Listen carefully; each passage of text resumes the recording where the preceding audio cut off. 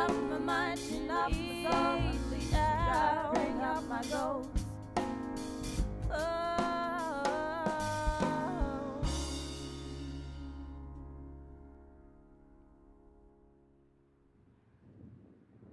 Moi, j'étais quelqu'un de bien gros dans mes livres.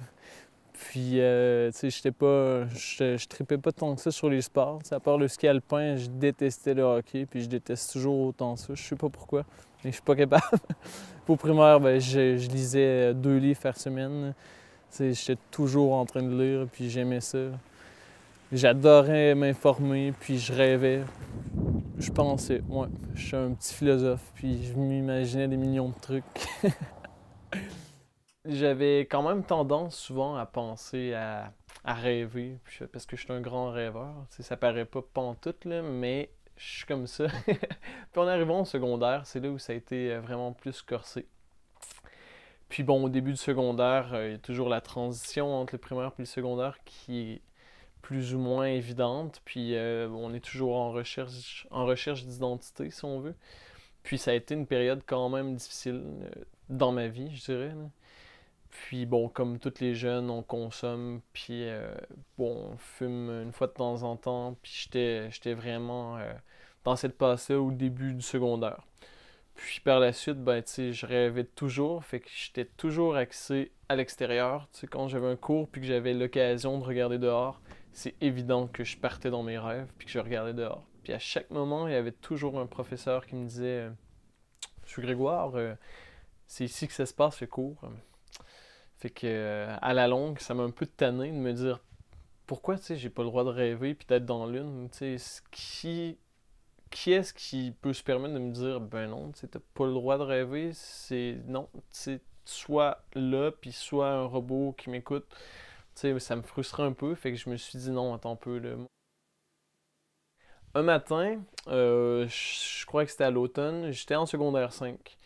Puis, pas tellement longtemps après la rentrée, je suis allé voir le directeur. Un matin, je me suis levé, puis c'était définitif dans ma tête. Je suis allé voir le directeur, j'ai dit, ben, je m'en vais d'ici. C'est fini pour moi, le secondaire. Donc, ok, c'est beau. Il me fait signer mes papiers.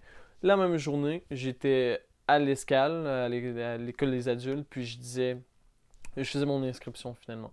Donc, je savais que je voulais quand même terminer des livres, mais à ma façon, tu sais, puis à mon rythme. Ah, il était vraiment pas content. Non, mes parents, quand j'ai lâché, ils ont un petit peu mal réagi. Par chance, ben, ils savaient que j'avais quand même l'intention de continuer aux adultes. Puis en lâchant, j'ai quand même tout de suite pris des cours à l'éducation des adultes. Parce que je savais aussi que j'étais reclassé en secondaire 5 dans la plupart de mes matières. Puis que j'avais pas vraiment de retard parce que d'avance, j'avais des bonnes notes. Donc ils l'ont un peu mal pris, c'est évident. T'sais, il devait se dire que si je lâchais l'école, j'allais devenir quelqu'un qui allait rien faire de sa vie. Puis par chance, ils ont vu que finalement, c'était pas le cas. T'sais, que je voulais voyager pour grandir puis apprendre. Puis que je continuais quand même l'école entre-temps, que j'avais des bonnes notes, mais que j'ai continué à temps partiel en travaillant. Puis à chaque fois que je partais en voyage, je revenais, je finissais un livre, je partais, je revenais, je travaillais, je finissais un livre, puis ça se passait toujours un peu de cette façon-là. Je vais peut-être prendre une gorgée de maté. Donc j'ai lâché, mais j'ai quand même voulu terminer quelques livres pour être sûr de ne pas avoir un retard trop long non plus, hein. Puis là, t'as terminé quelques livres, mais t'as pas tout terminé, t'es parti en voyage. Je suis parti, ouais. Pendant 35 jours, là, j'ai fait le tour des États-Unis. On avait un site web sur lequel on prenait des photos puis on le mettait à jour continuellement. Donc les gens, ils voyageaient un petit peu avec nous, ils nous suivaient. Puis ça nous a pris, c'est ça, 35 jours. On a fait 15 000 km autour des États-Unis. On a fait toute la côte Est, on a fait le sud au complet. On a traversé tous les États du Sud, puis on a remonté de San Diego à San Francisco pour revenir par le Colorado, puis le centre du pays.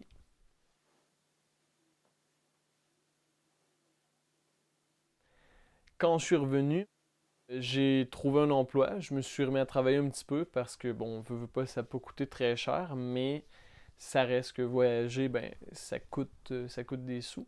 Donc en revenant, j'ai retravaillé un petit peu. J'ai terminé un livre ou deux en même temps. Puis j'ai planifié un autre projet. En fait, tu me rappelles quelque chose. Il manque un bout. Tu sais, je suis tellement parti souvent que ça me rappelle que quand je suis revenu, je me suis inscrit à un projet avec le Carrefour Jeunesse Emploi qui était Alma del Mundo. Donc, on avait un projet de partir 3 semaines à Cuba. Donc, en revenant, quand je suis revenu de mon voyage en février, je me suis inscrit à ce projet-là. Et puis, je n'étais pas retourné tout de suite à l'école. Ouais. Donc, jusque de février au mois de juillet, en fait, on a travaillé sur le projet, puis on est parti finalement 3 semaines à Cuba, vivre dans des familles, puis travailler avec les populations cubaines, là, échanger un petit peu avec eux, puis fait que ça a été vraiment mon deuxième voyage. Puis à la suite, à mon retour, je suis retourné terminer quelques livres encore, puis travailler un moment. Et puis c'est à la suite de ça que, après quelques mois, j'ai replanifié un autre projet, puis j'ai décidé de partir pendant 6 mois avec un de mes amis. Puis là, cette fois-là, on est reparti en Westphalia. On a fait 22 500 km durant 6 mois.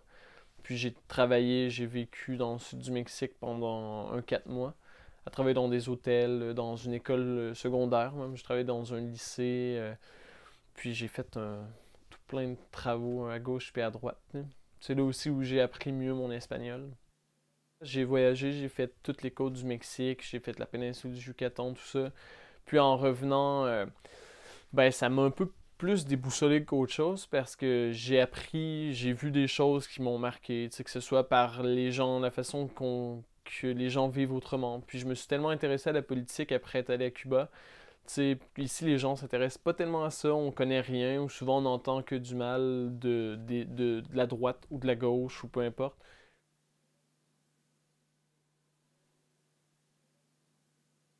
Je suis revenu après une semaine, j'étais pas super bien, j'avais un choc culturel, un choc du retour qui était vraiment pas agréable, tu sais, ça se transformait pratiquement en dépression finalement, puis j'ai une de mes amies qui m'a dit Hey, on partirait dans l'Ouest canadien dans 2 semaines, est-ce que ça te tente de venir?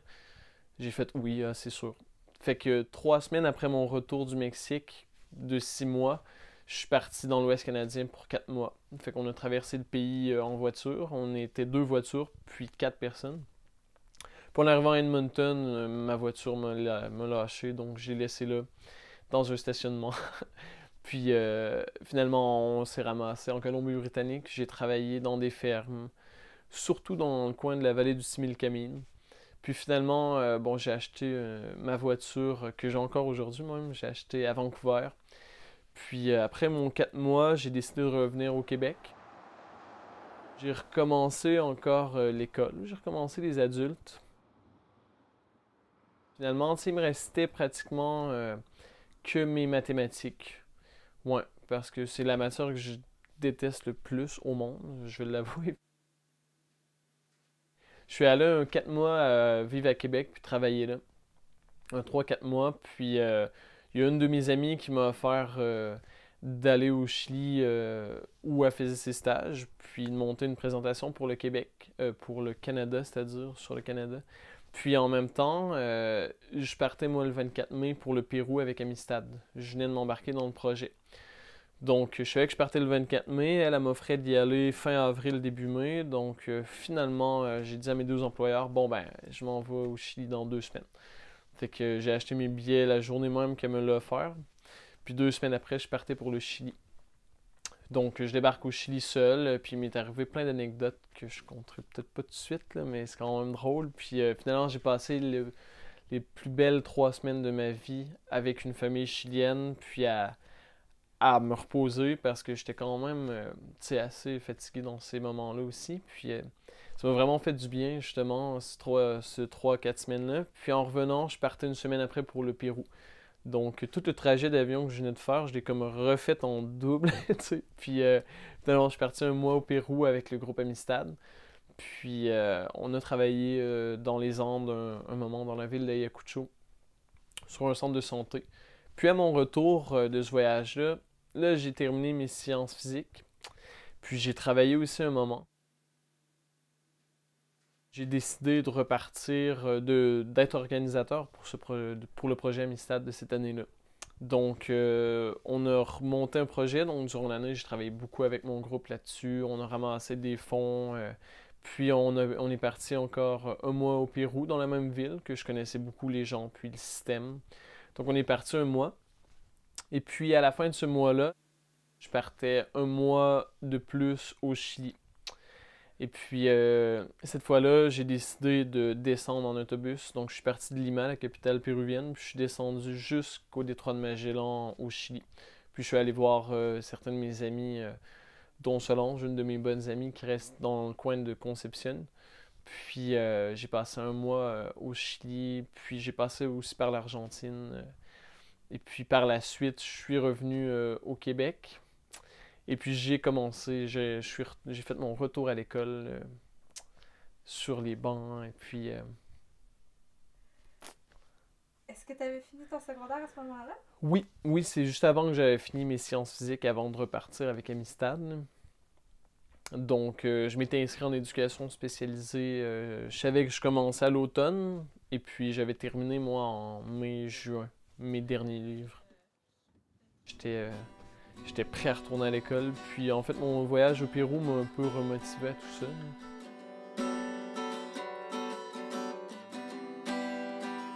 Et en plus, je me suis pas réchauffé, fait que c'est bizarre. En fait, ça, c'est une chose bon, qu'on a discuté. Tu sais, le décrochage scolaire, c'est souvent une des choses qui est un sujet d'actualité que souvent on entend parler, mais absolument pas des jeunes décrocheurs. Puis c'est ce qui est drôle, c'est que si on veut aller à la source, si on veut finalement comprendre un problème, que ce soit un problème géopolitique ou un problème de société comme ça, pourquoi est-ce qu'on va pas demander à la racine du problème? Puis c'est ce que souvent les gens ou les médias sont bons à faire, c'est qu'on va tout faire sauf aller voir le problème à la racine, tu sais. Puis c'est ce qui est un petit peu frustrant, c'est que oui, notre système d'éducation est pas fait pour tout le monde. Il est fait pour être général, c'est ça le dit aussi. Puis souvent, bon, on sait qu'il y a des gens plus visuels, des gens plus auditifs. Puis déjà là, tu sais, bon, oui, c'est sûr que dans la classe, t'as les deux, mais en même temps, c'est pas bon pour tout le monde. Il y en a qui ont besoin que ça bouge. On le voit aussi, bon, t'as des diplômes d'études professionnelles, t'as des emplois plus manuels. Mais même dans les emplois plus, si on veut, intellectuels, ça reste que il y en a qui ont besoin de bouger. Tu as besoin de voir d'autres choses, d'avoir de l'interaction. Puis c'est ce qui manque beaucoup dans le système. Puis tu as aussi, on se te cachera pas, des professeurs, des fois, qui ont l'air vraiment tannés ou fatigués, qui sont pas nécessairement toujours, qui n'ont pas l'air motivés. Puis ça se ressent aussi chez les jeunes. Puis oui, des fois, ben, ça reste que, tu sais, je pense que c'est pas tous les adolescents ou même les plus jeunes qui se reconnaissent dans le système d'éducation. Puis je pense qu'il y aurait peut-être des modifications à faire sur ce niveau-là. À ce niveau-là, ça se dit mieux. Parce que souvent, c'est ça. Les jeunes, ils se raccrochent pas parce que ça vient pas les rejoindre. Puis il y a beaucoup trop de matières générales qui sont peut-être parfois un peu trop pointues pour rien. Je pense qu'il manque peut-être de projets pour aller rejoindre les jeunes puis faire des activités, peut-être même justement à l'étranger. Tu sais, ici, ça se fait de plus en plus, mais encore, c'est pas. Souvent, ce qui est triste aussi, c'est que c'est les jeunes qui ont des bonnes notes qui vont avoir la chance d'aller à l'étranger, alors que c'est les derniers qui devraient y aller. C'est ceux qui n'ont pas des bonnes notes, je trouve, qui devraient avoir la chance de vivre des expériences pour apprendre à se développer ou à apprendre à se connaître davantage puis à ouvrir leur champ d'intérêt. Puis ça, on leur laisse pas la chance. Souvent, on dit, bon, t'as pas des bonnes notes, ben, c'est parce que tu travailles pas assez fort. Non, pas nécessairement. Oui, c'est vrai, des fois, on ne donne pas assez d'efforts, mais il y a des jeunes qui donnent 1000 fois plus d'efforts que ceux qui ont des notes hyper hautes, qui, eux, vont toujours être pénalisés parce qu'on leur dit, ah ben, toi, non, t'as pas des bonnes notes, tu peux pas faire ça, t'as pas des bonnes notes, t'es pas bon. C'est absolument pas comme ça que le système devrait fonctionner, finalement.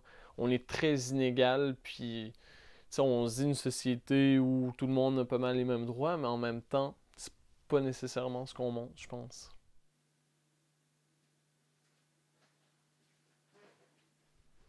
Tu sais, je peux pas croire que te retrouver dans des endroits comme ça peut pas avoir un impact, tu sais, positif sur ce que t'es ou sur ce que tu deviens, finalement, ou puis ça t'apprend aussi à te débrouiller, hein. Je pense que faut que tu sois débrouillard ou si tu l'es pas, ben ça va t'apprendre à l'être.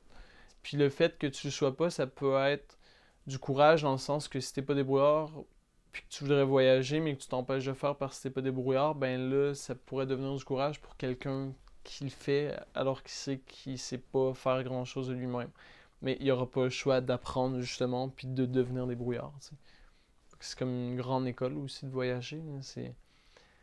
C'est une belle école. C'est vraiment une belle école, hein. Ça peut t'apporter beaucoup de choses, ne serait-ce que d'avoir connu des endroits, de regarder ensuite une map, puis te dire, crime, tu sais, je suis allé là, là, là, puis de faire des liens avec les gens que tu as rencontrés, puis c'est comme tellement enrichissant. Souvent, on parle de richesse puis de pauvreté. Ce que les gens s'imaginent jamais, c'est que la richesse, c'est pas d'avoir de l'argent nécessairement. Tu peux avoir rien dans ta vie comme bien matériel ou argent, puis être 1000 fois plus riche que n'importe qui a 500 milliards dans son compte de banque, tu sais. Ça, c'est une chose souvent, tu sais, qu'on réalise pas, c'est que la richesse, ça peut être monétaire, mais ça peut être une richesse de valeur, ça peut être une richesse de connaissances, tu sais. Puis ça t'emmène une certaine richesse, justement, de connaissances, tu sais, tu développes des valeurs en voyageant, ça aussi, je pense que c'est une chose que ça t'apporte. Tu sais, ça fait développer tes intérêts. Mais moi, avant, justement, tu sais, je m'intéressais, je trouvais qu'il y avait beaucoup de choses qui étaient pas trop égales en société, puis... Mais en voyageant, j'ai encore plus été impliqué, puis touché par ça. Puis, tu sais, c'est clair que ça l'apporte beaucoup par rapport à ça. Puis bon, on disait un petit peu, c'est sûr que ça apprend beaucoup à te connaître toi-même, tu sais, t'apprends à voir où sont tes limites, puis dans certaines situations, jusqu'où t'es prêt à aller, tu sais. Puis souvent, il t'arrive des situations tellement inusitées quand tu voyages. Il y a tellement de choses qui peuvent se passer, puis c'est des moments où justement t'es amené à aller au fond de toi, tu sais, au bout, à vivre des expériences justement que tu peux jamais t'attendre à vivre dans ta vie, là, tu sais. Je me disais, je savais qu'un jour j'allais retourner à l'école en lâchant. Je me disais en tout cas que je voulais. C'était pas pour nécessairement jamais retourner à l'école, quoique le système, je trouvais, et je le trouve encore totalement inadéquat puis défaillant. Je voulais quand même, je me disais oui, c'est sûr. Puis je voulais voyager justement pour voir qu'est-ce que je voulais faire vraiment. Savoir plus d'idées précises. Parce qu'en n'ayant pas, tu sais, à 17 ans, comme j'expliquais un peu, en n'ayant pas eu la chance de faire beaucoup de choses puis de découvrir tant que ça, ben, je trouvais ça important de le faire avant justement d'avoir à entrer dans un système qui allait me dire que si je le suivais, j'allais faire la même chose pendant autant d'années. C'est ce qui m'effrayait, puis c'est ce qui m'effraie encore le plus. C'est quand même épeurant, tu sais, à dire, ah ouais, ben, vas-y, tu sais, faut que t'aimes ça. Fait qu'il faut quand même que tu choisisses des domaines qui t'intéressent, puis, tu sais, je savais qu'un jour, j'allais le faire. Mais, tu sais, je savais pas exactement vers quoi, même si je savais que j'avais beaucoup d'intérêt. Tu sais, je savais pas exactement qu'est-ce qui serait mon champ principal, puis qu'est-ce qui m'attirerait le plus. Puis je pense que c'est ce que j'ai découvert un petit peu en voyageant aussi, puis en rencontrant des gens.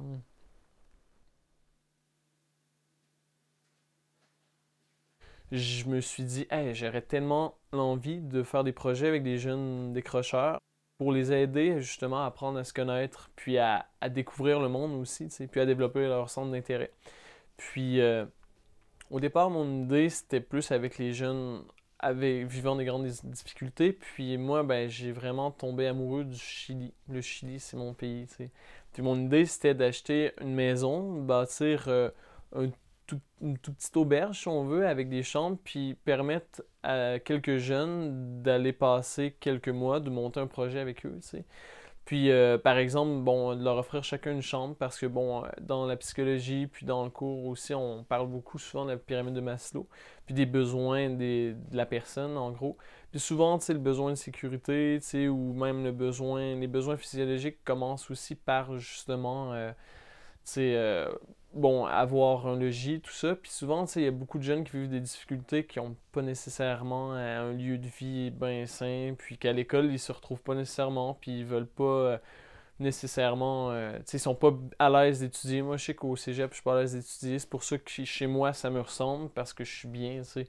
Puis je me dis, crime, j'aimerais ça pouvoir offrir à des jeunes un bel environnement, tu sais, où vivre, puis leur donner des cours que ce soit des cours de photo, des cours d'art, de la musique, leur faire apprendre de plusieurs choses, tu sais, pour qu'ils développent eux-mêmes leurs intérêts, faire des treks en montagne, tu sais. Puis je trouve que de voyager, d'être dans un environnement différent, ça fait tellement du bien. Puis moi, le Chili, ça m'a redonné des énergies que j'aurais jamais cru possible. Là, juste de regarder la cordillère des Andes, si tu regardes ces montagnes-là, c'est comme wow, tu sais. Finalement, essayer tu sais, de les emmener à se découvrir, puis à, tu sais, à prendre le temps justement d'apprendre sur eux, puis quitte à apprendre aussi une langue, tu sais, étant là-bas, apprendre l'espagnol. Puis ça, c'est un des projets justement que je pensais, mais relié à ça, j'avais l'idée de monter peut-être plus facilement un groupe de quelques jeunes, les emmener pendant quelques semaines à l'étranger, par exemple au Pérou, puis d'en faire peut-être une vidéo, voir leur évolution, puis comment est-ce que les jeunes vivent ça, puis après de les inciter justement à retourner à l'école, mais en ayant pu vivre autre chose, puis en ayant vu un autre côté de, tu sais, une autre facette des choses qu'on se fait pas enseigner. Tu sais, souvent on se fait enseigner, c'est comme ça. Mais c'est pas vrai, tu sais, il y a des millions de façons de faire dans la vie. Tu sais, il n'y en aura jamais une seule. Puis c'est ce que les jeunes souvent voient pas, puis on continue à leur dire, ben non, c'est de même, faut que tu le fasses. Ben en leur montrant, tu sais, que pas nécessairement, tu sais, puis on peut te donner un coup de main, puis tu peux vivre autre chose pour te motiver. Ben, je pense que ça peut gros les aider souvent, là. Fait qu'en gros, c'est un peu en voyageant, oui, que j'ai développé ces idées-là, puis que je me suis dit, c'est ça que je voudrais faire de ma vie, tu sais. Aider des jeunes qui étaient comme moi, je pouvais être, à voir qu'effectivement, tu sais, tout est pas coulé dans le béton, que quand tu ouvres la télé puis que tu mets ça à TVA, ben c'est pas parce qu'ils disent c'est comme ça que c'est comme ça, tu sais. Puis d'apprendre à savoir en prendre puis en laisser. Tu sais, il y a beaucoup de choses qu'il faut mettre de côté, puis il faut que tu aies un esprit critique par rapport à ça. Puis en te connaissant, toi comme personne, ça l'aide beaucoup.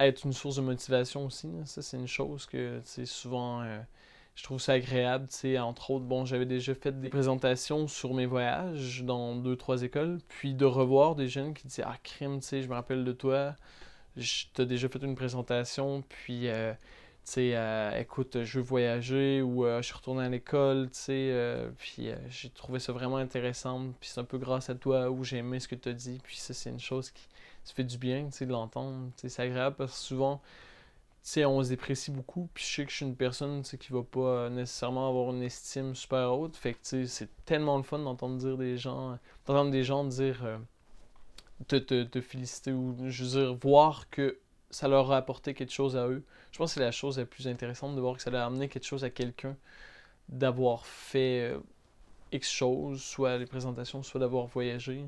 De voir que ça sert pas simplement à toi, mais aussi à beaucoup d'autres gens éventuellement. Ben, en fait, moi, il me reste, dans ma technique, il me reste un an. Bon, je finis la session, il me reste un an, puis il me reste un petit bloc de stage après. Puis t'as-tu trouvé ta voie, ton domaine? Si j'ai trouvé mon domaine. Bon, en fait, je m'intéresse autant à la photo, à absolument tout ce que j'ai un petit peu cité. Fait que j'ai pas trouvé un domaine particulier, mais oui, j'aimerais que toutes les passions puis tout ce que j'aime faire puisse entrer dans ce que je veux faire finalement. Fait que je pense que ça va plus être ça qui va être ma voie puis qui va être ce que je veux réellement faire, là. Mais je dis pas que j'aimerais pas étudier bon en développement durable ou en relations internationales. C'est sûr que j'ai toujours été attiré aussi par le journalisme ou un petit peu tout ce qui touche à ça, là. Puis au moment où il y a un conflit, par exemple, dans le monde, j'aurais toujours le goût de prendre un billet d'avion puis de me dire, ah ben, crime, j'y vais, je veux y aller, je tripe, tu sais. Mon rêve, c'est d'aller en Irak, en Afghanistan. Je rêverais d'aller me promener, de jaser avec les gens, d'aller dans les régions du Nord, tu sais, rencontrer des gens qui vivent là. Puis, tu sais, j'ai toujours trippé sur toutes ces choses-là. Fait qu'en même temps, c'est dur de me dire, ah, je veux juste faire ça, tu sais. Je pense qu'il va falloir que ça soit vraiment, que ça touche à beaucoup de choses, ouais. Faut pas que tu décroches pour décrocher. Faut que tu aies tes raisons, puis faut que tu fasses autre chose. Que ce soit de goûter au marché du travail ou de voyager, tu sais. Si c'est pour continuer à, comment je dirais ça, tu sais, à t'actualiser, à apprendre, à développer tes connaissances, puis tu sais, je pense pas qu'il y ait nécessairement une base qui est définie par quelqu'un en particulier, tu sais, ou par quelque chose. Fait que, tu sais, autant que possible, non, tu sais, si t'es capable de rester dans le système, puis au moins de finir le secondaire, après, tu sais, prendre une pause, faire plusieurs choses, apprendre, tu sais, ce que t'aimes vraiment, je pense que c'est peut-être une des bonnes façons de faire, tu sais. Il n'y a pas de bonne ou de mauvaise façon. Par contre, si c'est lâché pour te dire, ben moi, je ferai rien, si je vais m'asseoir sur un divan, ben, tu sais, si tu penses faire ça pour absolument rien faire, trouve-toi au moins un emploi, tu sais, parce que sinon, essaie de continuer dans le système, puis accroche-toi, même si des fois c'est pas évident, tu sais, on sait tout, c'est pas tout le temps vraiment le fun, mais tu sais, on est tous capables de le faire. Ça, on retourne au Pérou, c'est la ville de Cusco, qui était la capitale du Pérou avant de devenir Lima, avant que les Espagnols colonisent, puis imposent la religion catholique, puis déciment vraiment les Incas, tu sais. C'était la capitale. Puis c'est énormément plus beau que Lima aujourd'hui, qui est construit en plein milieu du désert. C'est pas très beau. Là, c'était vraiment... c'est un petit paradis, Cusco. Puis Cusco, en quechua, signifie le nombril du monde. Je suis très heureux de ne pas avoir fait le même cheminement. Puis j'en suis fier, tu sais, de me dire justement, ben j'ai fait autre chose d'une autre façon. Tu sais, j'ai toujours été un peu comme ça, là. J'aime pas faire comme tout le monde, puis ça, c'est une des choses que je vais être fier, c'est de me dire, ben, crime, on est tous capables de réussir à notre façon, puis je suis content, tu sais, d'avoir fait autre chose. Et c'est la chose dont je suis le plus fier dans ma vie, c'est justement d'avoir connu, d'avoir vu des choses, de pouvoir, tu sais, en parler, puis, ouais, je pense que c'est une richesse, ça fait partie de mes richesses personnelles, je dirais, ouais.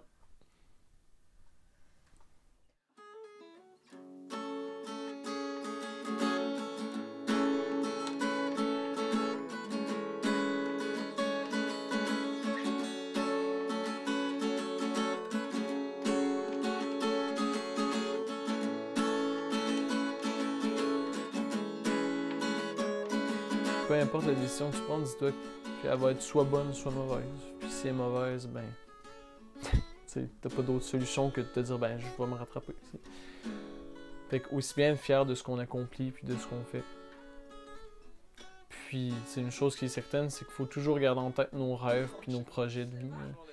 C'est la chose la plus importante, c'est de suivre nos idéaux, de suivre nos rêves. Je pense que c'est ce qui fait qu'on peut pas vraiment regretter nos choix, finalement. Puis, tu sais, le bonheur, c'est pas écrit non plus dans un livre. Fait que je pense que, tu sais, on peut pas l'être non plus en permanence. C'est normal qu'il arrive des choses négatives, qu'il y a des moments où on est plus ou moins bien, tu sais, où on fait des choses qui ne tentent pas nécessairement. Mais je pense qu'une des leçons à tirer, c'est ça, c'est d'être heureux, de s'arranger pour l'être, puis de faire ce qu'on aime dans la vie. There's your way, I've got my choices. How my life decides is why I made some noise. Grab with confidence and build up my chance. I hold on to reach. Chin up my mind, chin up my soul. Reach out, drive, bring up my goal. Chin up my mind, chin up my soul. Unleash, drive, bring up my goals.